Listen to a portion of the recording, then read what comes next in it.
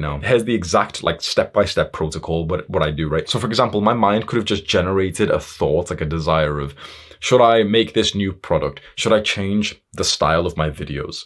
These are huge, huge questions to be thinking about. So this is what I put them through. I get the thought and I come into a notes page. Doesn't matter which software you use. I literally just use the normal iPhone notes. You don't need anything fancy. And I put that as the title. I literally just write it as a question. Should I change the videos from what they are now to this new style that I'm thinking of in my mind? And this is a series of questions that I ask myself. First of all, what's the question or what's the decision to be made? Just write it out. By the way, this is probably about 50% of the battle. If you write the decision out on paper, on PC, normally like you've just instantly left this like weak emotional state and you're looking at it logically. So this is the most important question.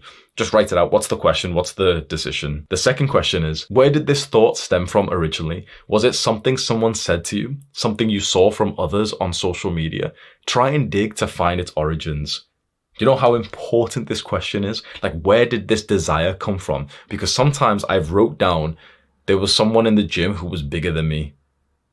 And then I'm realizing how stupid it is. Or I've wrote down, I saw like a fucking Andrew Tate short and that's where this desire, this decision has come from. And I'm like, okay, that's probably a stupid like place to make a decision from. So just by writing, okay, I saw something on social media, you kind of realize like, oh yeah, this decision's probably stupid as fuck because it's come from like, you know, like a low quality place. The third question is, what is the dream result? So of this area, what is already like your big goal in it? So for example, for me with YouTube, it might be like a specific goal. Like I want to get to 5 million subscribers next year. Or it might be, for example, more of a wholesome intention of like, you know, I want to contribute to the body of knowledge. What is like the end point that you're first trying to get to? Then an interesting question.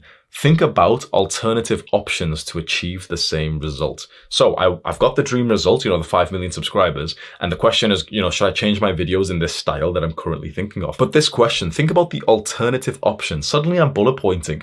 Well, I could probably just continue doing the same videos. I could change them completely to this new idea.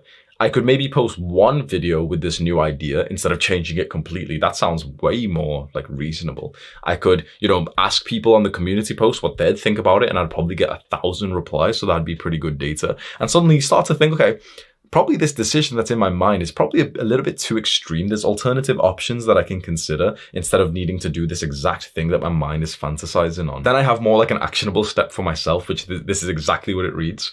If this is a big decision of high leverage, go and get a response from a smart person first and see what they say about this decision. And so I've got a list of like smart people that I know. We've got Andrew, we've got Victor, Sam Ovens, Chris Williamson, my brother, my girl, ChatGPT. Literally ChatGPT is like a smart person that I ask these questions to, because sometimes I've had these decisions and big desires and I've ended up speaking to like one of these intelligent people and they'll be like, Hamza, you're overthinking. This is like way too dramatic or something like that. You know, like another person who's not emotionally invested into this will look from the outside and tell you, no, your thinking's not right here. It might be better doing it like this. What's making you think that?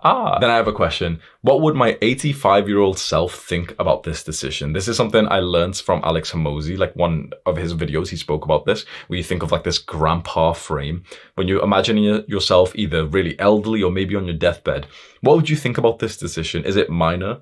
Would you look back and think like, okay, this was just stupid? Oftentimes this kind of calibrates my life a bit differently because right now I'm super work obsessed. Like that's where I am in life. But when I ask this question, what would my 85-year-old self think of this decision? And for example, the decision is something that might take me away from my family or my girl or friends or something. I'll often ask myself, what would my 85-year-old self think?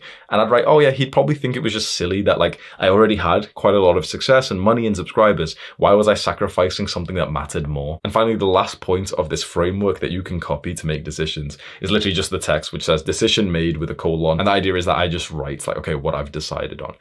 This here takes a few minutes, but it takes you out of this emotional state and it makes you slow down. And just that could be, honestly, like this might save you years of your life.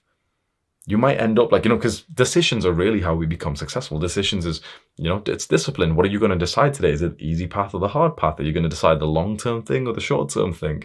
When you become slightly better at decisions just because you've got a framework like this, your life might change forever. So I'm actually very happy